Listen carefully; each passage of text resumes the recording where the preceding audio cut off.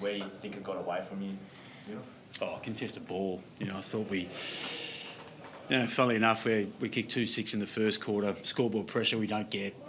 They stay in the game for a period and then start to dominate the game. I thought in particular the second part of the second quarter is where the damage was done. We just couldn't control anything. We're relying on a 19-year-old kid to come on to Lachie Neale and try and quell his influence. I thought, Will Graham did a terrific job with regard to that. But, I thought their midfield beat ours, plain and simple.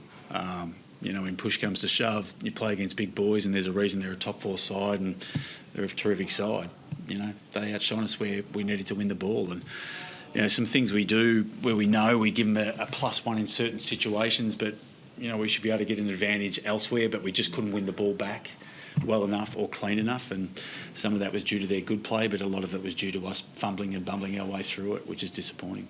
You're learning a lot, obviously, this year, like your midfield mix. Is that do you need another element to that mix, or is it just a matter of the guys that are in there having to... Yeah, there certainly is. I think we've got some players in there that we certainly like, and then there's some players, Al Davies is a guy that we held high hopes for. He's had 2 bad injuries this year, started to come back into the side, so he's got a week to go of his suspension, but I'd like him to come back through. He's a bigger bodied mid that's quite strong and powerful, and he's got a bit of a nasty streak in him as well. So, we have to look at that. But the fact of the matter is, our midfield's a very, very good midfield. They lowered their colours tonight, and it's happened a couple of times this year, which is incredibly disappointing.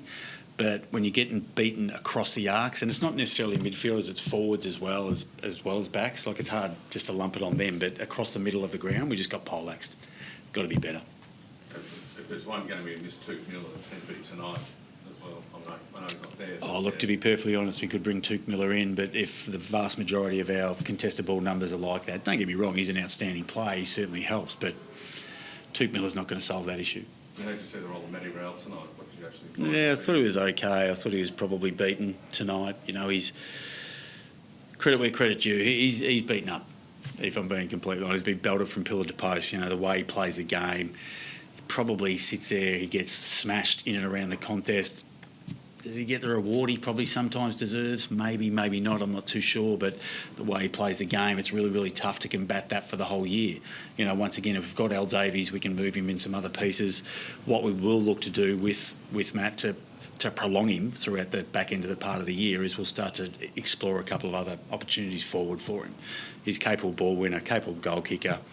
We just need another pre-season to refine that. Dibbo, you knew that Hipwood would come up as a backline. Firstly, I want to know, how did you know that? And also hear your thoughts on what you made of his match-up with King. Look, I thought King was dominant early, sort of thing. I thought he looked, kicked 1-3 and I think maybe another on the full. So, Hipwood did a reasonable job, took a couple of MOPs. Look, how he sort of went, it's sort of hard to look at the tape. Once again, he's playing a foreign position that he hasn't played too much. So I was pretty happy with Kingy's game. He took 4 contested marks, looked damaging inside 50, just didn't hit the scoreboard as much as we'd like. But, I thought Kingy was strong. How do you work through that with him, Dimmer, 2 weeks in a row that he's... Look, I've dealt with enough key forwards along the way. They've got to refine their own technique. The reality is you're talking to a nuggety back pocket that kicked 12 career goals. Jack Rewald would always say, I'll give him a little bit of advice, but his momentum's not going in the right direction. He knows that. He'll refine that. He'll get better.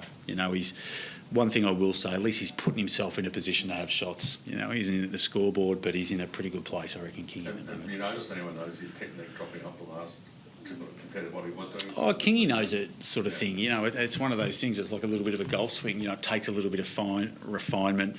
At training, then he'll kick him in game. Sometimes things go a little bit skew-if, but we need him to be hitting the scoreboard. But he is getting the shots, which is a pleasing thing. Despite all this, Dimmer, you're within 8 or 9 points, like halfway through the last quarter. Yeah, and that's the frustration from my point of view. I just thought when we needed to be clean, when we needed to be composed, we just lacked it. And it's, if I'm being honest, it's probably haunted us a little bit this year. We know this. Our guys are better than that and what they will exhibit, if that makes sense. So we'll get better.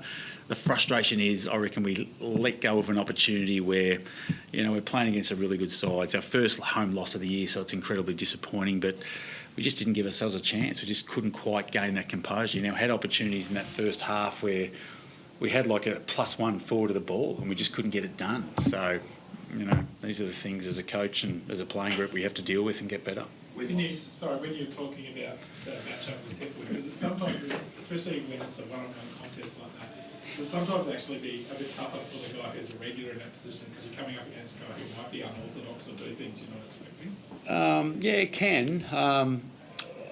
You know, it's sort of hard. Like, I'm sort of looking at the game overall. I'm not looking at direct one-on-one matchups. All I know is Kingy was pretty good from my point of view. Hipwood, I'm not sure his possessions. I saw he took a couple of chop-out marks sort of thing, but I'm not too sure. You know, he's a really good player, Hipwood, don't get me wrong, sort of thing, but it's hard for me to judge. Another guys, you know, I got Lockie Neal, who for me was by far the best player on the ground, sort of thing. I know Zorko won the medal. He's a very good player too, but, you know, we had some headaches tonight. Wits and Moyle combination, what did you see from that, and will you persevere with that? Yeah, we'll look at it. I thought, you know, once again, Widow was really good in the ruck, and I thought Morley took some really, really strong marks inside 50 as well. So, you got to remember Moyle's 22 sort of thing. So it's really exciting, and it's a funny thing about our side. And I'm impatient as well, but I look at it, and they are some young emerging players, but we want to get them better bloody quicker, if that makes sense. So that's my frustration, our fans' frustration. To be honest, the players are incredibly frustrated as well. So they're a driven bunch, and we'll take a kick up the backside this week and we'll move on and we'll get better. It's becoming mathematical, but do you think you're good enough to play finals still? Look, it's an interesting one. I think, look, you only got to look at the results. You just got to be playing your best footy at the right time. Like, trust me, I've been there before and it happens. And, you know, there's some sides that at the moment are getting smashed that are above us sort of thing, and there's some sides below us that are playing really, really well. So, you know, what is there to go? 4 games to go. We've probably got to win them all. Are we capable? Yeah, absolutely we're capable. Well, I've got a really strong belief in this group, and I'm hoping it's this year, but I certainly think it'll be, you know, not too long away. They're a group that's capable of more. I hope they understand that. I hope they believe that, and I hope our fans understand that as well. I'm disappointed for us, and, you know, the reality is it falls on me and the coaches to make sure we drive this group to get better. You know, if there's still a chance, we're still going to go flat out. So we'll get better. Thanks, guys. Thank you.